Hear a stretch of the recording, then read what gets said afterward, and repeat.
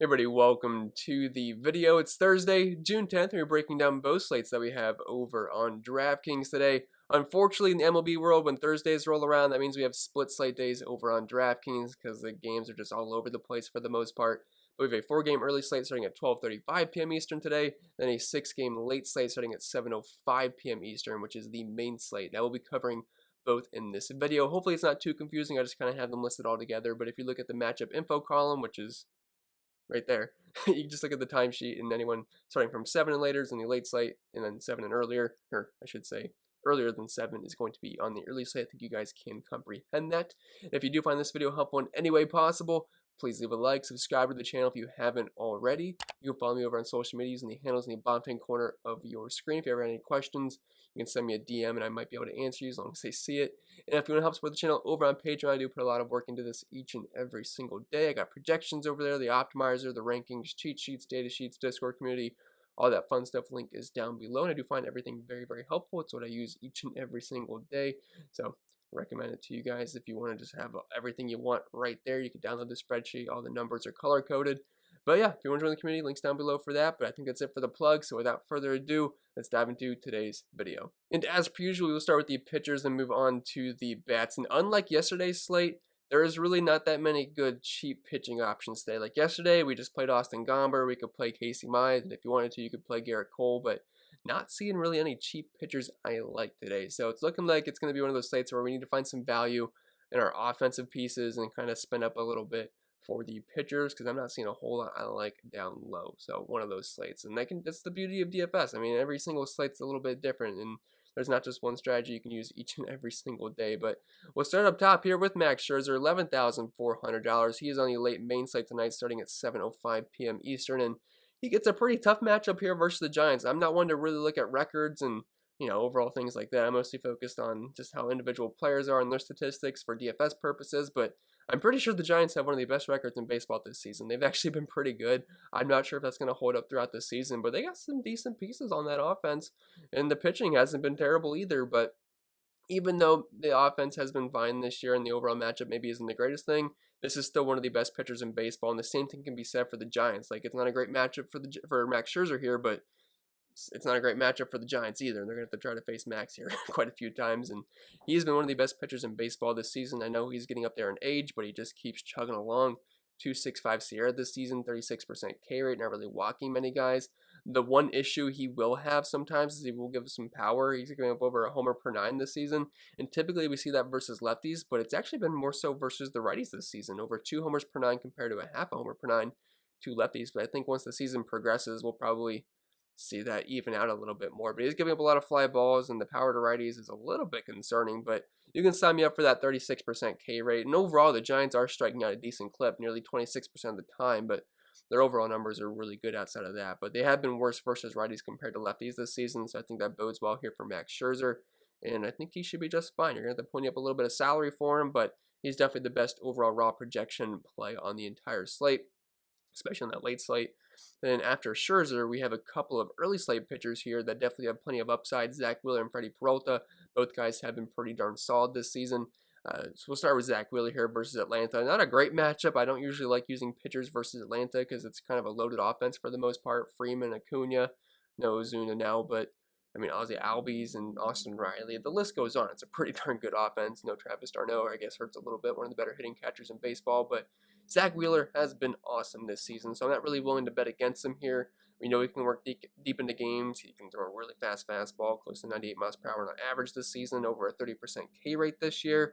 And unlike Max Scherzer, he's definitely limiting the power. Like, his hard contact rate's only 25% compared to Max Scherzer being at 35%, so you don't really have to worry about him getting blasted or anything.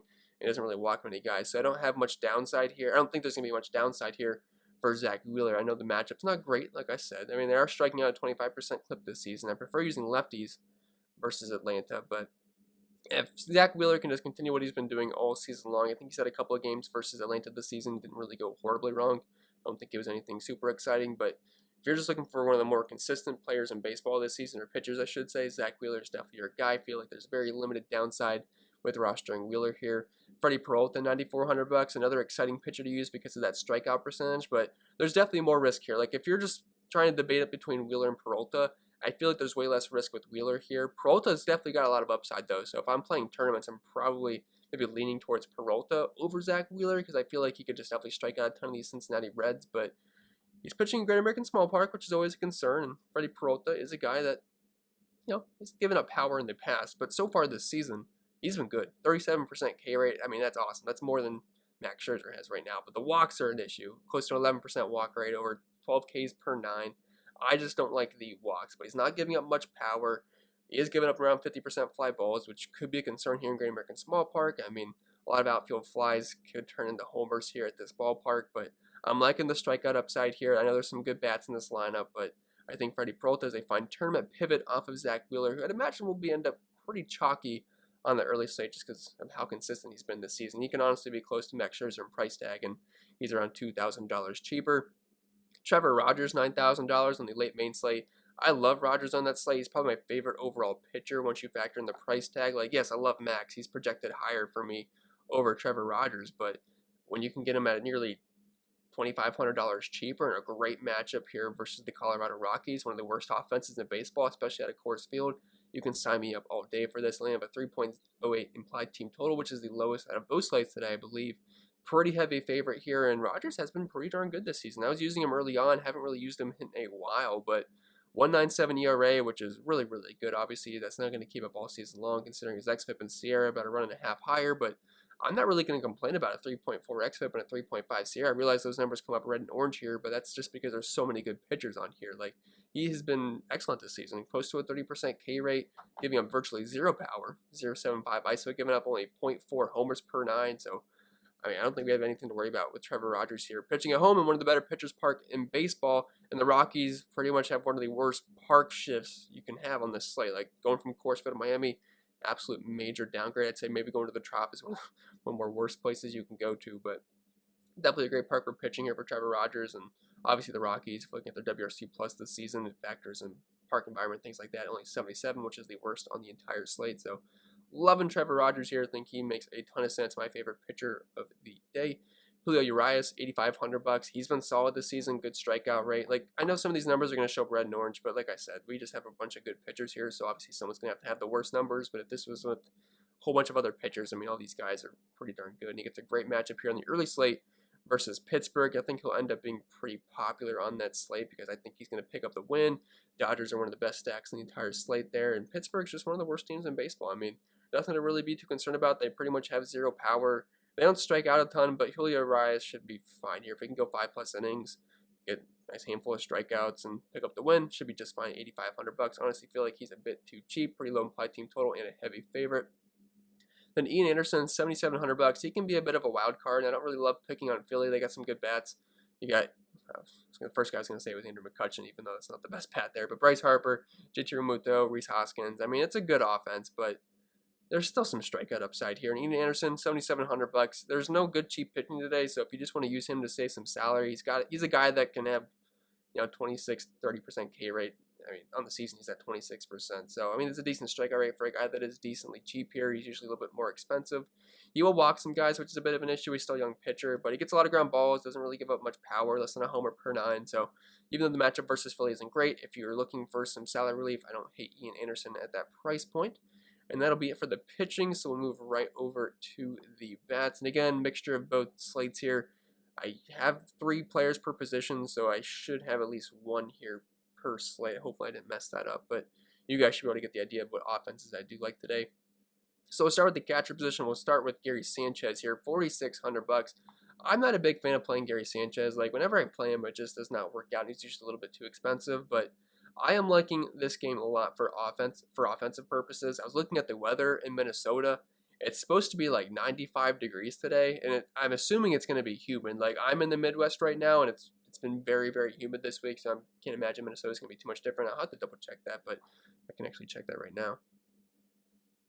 All right, so I just opened Google. It's going to be like 40% humidity, which isn't anything crazy, but it's going to be like 97 according to Google. I was looking at another site, but 97 degrees, I think, around time first pitch happens, which that sounds a little bit off because it's going to be like at 7 p.m. or 8 p.m., so maybe it's going to be a little bit colder, but I mean, it's going to be in the 90s for this game, which is going to be a major boost for bats here. Like, anytime it's hot out and there's a lot of humidity, which isn't really going to be super humid for this game, but anytime it's in the 90s, it's going to be a big boost for the bats. And we don't have the greatest pitchers on the mound here today. And J Happ's definitely not a pitcher that I am scared of. So you can sign me up for all the Yankees for the most part. They are the best stack on both slates today. They have a team total close to 6 here. Looks like they're in Coors Field. So you can sign me up for all the Yankees bats here, especially the righties. Gary Sanchez, a guy I hate playing. He strikes out a lot, but he just had decent power, close to a 200 ISO this season. So I don't hate him, but if he doesn't hit a homer, you're probably not going to be too happy today. Austin Barnes, he's getting the start of catcher today for the Dodgers, not Will Smith, $3,300 if you just want to get exposure to pretty much the best offense on the early slate today. Austin Barnes is not a bad idea. Obviously, his offensive numbers aren't great, but just want to get cheap exposure to a good offense. I like Austin Barnes. Ryan Jeffers, $2,600 filling in for Mitch Garver since he had groin surgery. Michael King, looking at his numbers this season, maybe not a pitcher you're too familiar with. So he's not really a guy that's going to go too deep into games, but got around 20% K rate, 4.2 xFIP, 406 CR. Not a bad pitcher or anything, but I'm liking the weather here in Minnesota, so I'm just liking pretty much all the offense here. So Ryan Jeffers, very cheap catcher, team total over 5 here. You can sign me up. Dropping out of first base, Alex Kirilloff, $3,800 lefty on righty matchup here versus Alex King, or I'm sorry, not Alex King, Michael King. I was thinking of Alex Kirilloff's name. I mean, his numbers haven't been awesome this season, but he has shown decent pop. Like, he's only batting .255, but he does have a 182 ISO, 436 slugging. He'll strike out quite a bit, doesn't really walk much, but as hot as it's going to be, the ball should fly today if they can make some contact. So I think Alex Kirilloff's a fine play at his price point.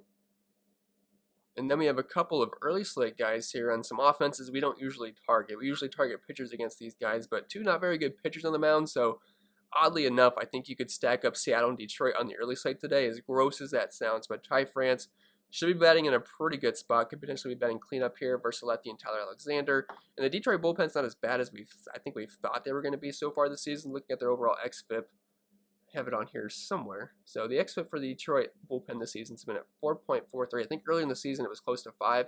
So they've definitely gotten a little bit better. But they do have a team total of 4.75 here, which is much higher than we usually see for the Seattle Mariners, and their price tags are pretty low, so I think you can stack them.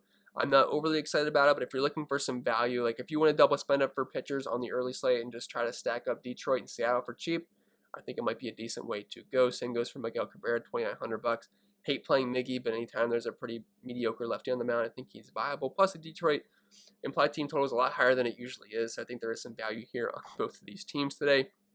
Dropping out of second base, he's also eligible at first base, but $5,500 seems a bit steep for Max Muncy, but he's been good this year. Over a 400 WOBA, 255 ISO, 162 WRC plus. The guy's had some pretty good numbers this season, so if you are stacking the Dodgers, hard to leave him off in tournaments. DJ LeMahieu, $4,200. He is getting dirt cheap here. Like, we're approaching the 3K range for LeMahieu. He's a guy that we paid nearly $6,000 for in the past.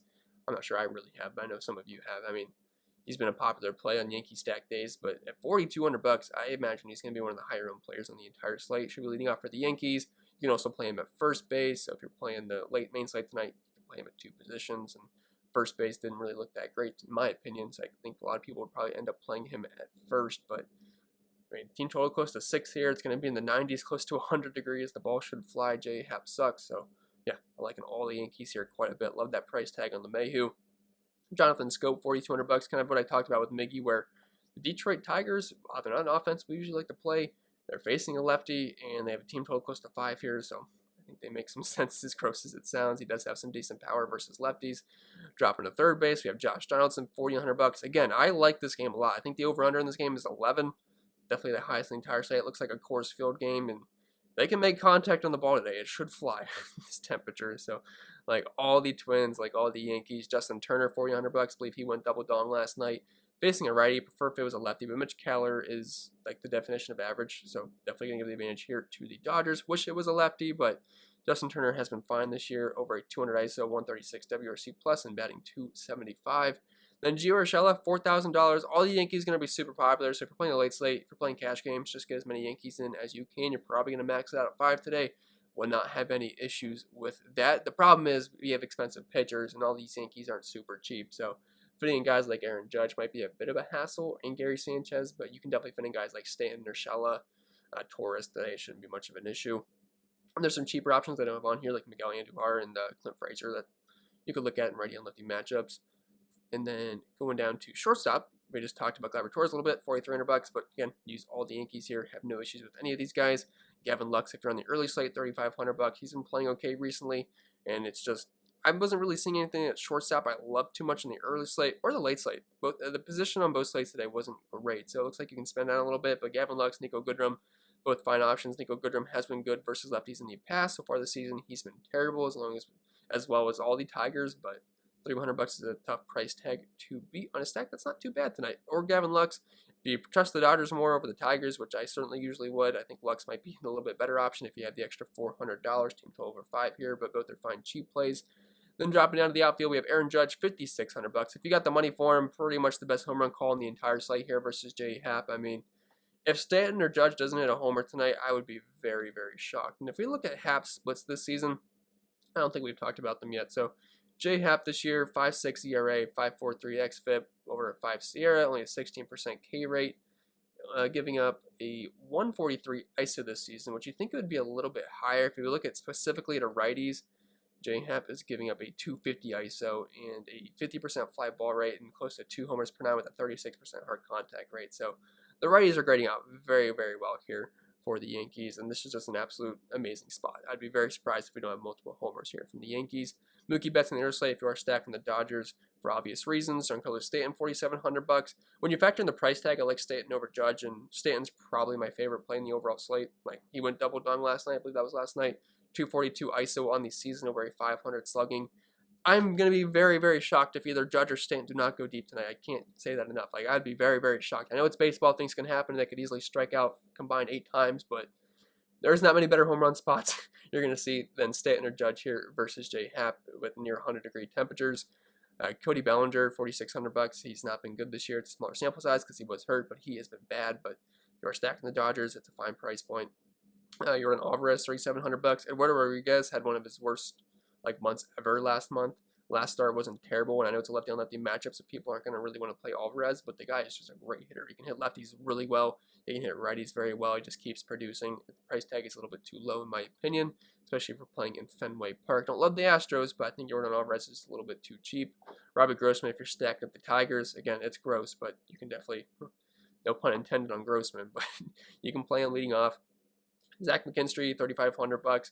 Smaller sample size this year, but he does have a 200 ISO, and I like all the Dodgers. You could also play Matt Beatty here as well, who is batting 5th.